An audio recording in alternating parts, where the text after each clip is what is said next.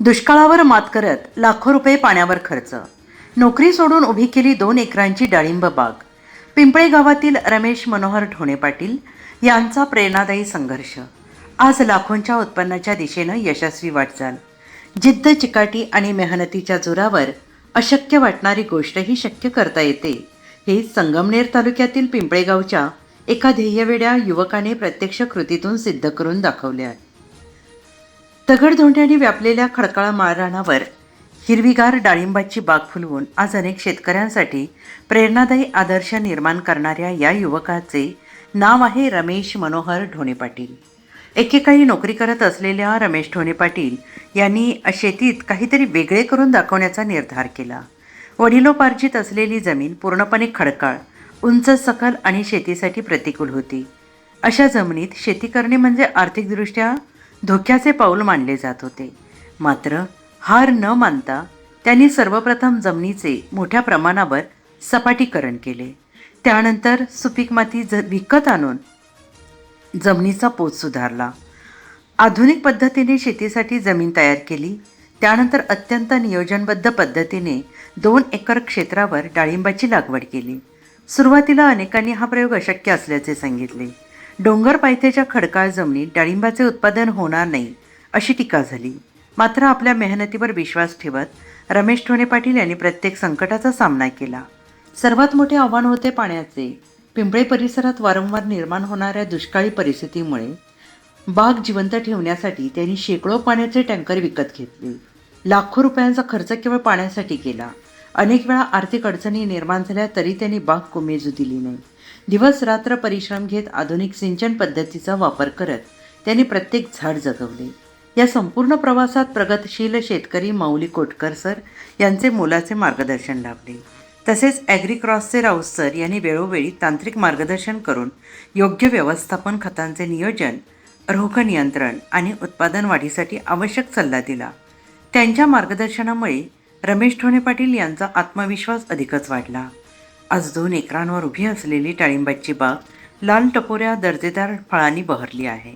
बाजारपेठेत या डाळिंबाला मोठी मागणी असून या बागेतून 15 ते 20 लाख रुपयांचे उत्पन्न मिळण्याची शक्यता आहे. व्यापारी थेट बागेत येऊन फळांची पाहणी करत आहेत. परिसरातील शेतकरी, कृषी क्षेत्रातील अधिकारी, शेतीप्रेमी या प्रयोगाची पाहणी करण्यासाठी पिंपळे येथे भेट देत आहेत. विशेष म्हणजे पिंपळे परिसरातील खडकाळ जमिनीत डाळिंब लागवडीचा हा पहिलाच प्रयोग यशस्वी ठरला आहे. त्यामुळे हा प्रयोग आता इतर शेतकऱ्यांसाठी प्रेरणादायी ठरत आहे. शेतीकडे आधुनिक दृष्टिकोनातून पाहिल्यास आणि जिद्द कायम ठेवली तर कोणतीही प्रतिकूल परिस्थिती यशाच्या आडी येत नाही, हे त्याचे जिवंत उदाहरण आहे. रमेश मनोहर ढोणे पाटील यांचा हा प्रवास केवळ एका शेतकऱ्याची यशोगाथा नसून ग्रामीण भागातील युवकांसाठी प्रेरणेचा दीपस्तंभ आहे. नोकरीच्या मागे न धावता शेतीत आधुनिक तंत्रज्ञान, नियोजन आणि अथक परिश्रम यांच्या बळावर आर्थिक प्रगती साधता येते, हा विश्वास त्यांनी आपल्या कार्यातून निर्माण केला. चला तर मग पाहूया पिंपळे गावातील ही प्रेरणादायी डाळिंब बाग. खडकाळ माळरानावर हिरवे स्वप्न कसे फुलले, दुष्काळाशी संघर्ष करत लाखो रुपयांची बाग कशी उभी राहिली आणि मग या यशामागील मेहनत, नियोजन आणि संघर्षाची खरी कहाणी, याचाच विशेष ग्राउंड रिपोर्ट घेतला आहे महासत्ता न्यूजचे पत्रकार नवनाथ वावरे यांनी. आपण पाहत आहात महासत्ता न्यूज. आपण आज अशा ठिकाणी आलेलो आहोत ज्या संगमनेर तालुक्यातील पिंपळे हे गाव आहे. हे पिंपळे गावची ओळख नेहमीच दुष्काळग्रस्त अशी ठरलेली आहे आणि या दुष्काळग्रस्त भागामध्ये एका शेतकऱ्याने असा जो प्रयोग केला आहे, अतिशय धाडसी प्रयोग केलेला आहे.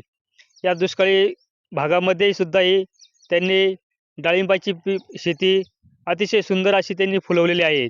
जवळपास अख्ख्या उन्हाळ्यामध्ये 2 लाख रुपयाचं विकत पाणी टँकरद्वारे या डाळिंब पिकाला त्यांनी घातलेलं आहे आणि त्या मोठ्या मेहनतीने आज त्यांनी डाळिंबाची शेती फुलवली आहे. आज आपण या परिसरामध्ये जवळ त्यांची एकमेव ही डाळिंबाची शेती आढळते आहे आपल्याला. आज आपण त्यांच्या या शेतीवर आलेलो आहे आणि आज त्यांच्याशी आपण बातचीत करणार आहोत. ही डाळिंब शेत फुलवली आहे या पिंपळे गावचे प्रगतशील शेतकरी रमेश ढोणे पाटील यांनी आणि त्यांना मार्गदर्शन केलेलं आहे या परिसरातील एक प्रगतशील शेतकरी कोटकर सर. तर आपण कोटकर सरांना विचारूया का या शेतीमागे आपण कशा प्रकारे मार्गदर्शन केलं, कशा प्रकारे सहकार्य केलं. सर, आपण या शेतीसाठी कशा प्रकारे मार्गदर्शन केलेलं आहे? आमचे मित्र सन्माननीय रमेशजी ढोणे यांनी ज्यावेळेस बाग लावायचं ठरवलं त्यावेळेस मी अगोदर माझ्याकडे 10 एक वर्ष बाग होता. त्याला म्हटलं बिनधास्त लावतो. पण ह्या दुष्काळग्रस्त भागामध्ये कधी-कधी पिण्याचे पाणीसुद्धा आम्हाला उपलब्ध नव्हतं. आणि अशा काळामध्ये आम्ही तो बाग धरला. 26 जानेवारीला मी दोघांनी एकाच वेळेस पानगळ मारले. आणि एका ध्येयवेडा म्हणू आपण त्याला रमेशला, की अतिशय जिद्दीनं त्याने ही बाग फुलवली. वेळ प्रसंगी विकत पाणी टाकलं, टँकरनी पाणी घातलं आणि अशा पद्धतीनं त्याच्या कष्टाला हे यश आलेलं मी म्हणेल. कारण हे जे तुम्ही डाळिंब जर पाहिले तर साधारणतः 400 ते 500 साईज एका फळाची आणि 550 झाडं त्यांनी या ठिकाणी बसवली. शेततळं आहे, शेततळं संपल्यानंतर विकत पाणी टाकलं आणि आज ही जी बाग पाहिल्यानंतर असं वाटतं की खरंच त्याच्या मेहनतीला खरंच यश मिळालेलं आहे आणि मला ही बाग पाहून खूप समाधान वाटलं.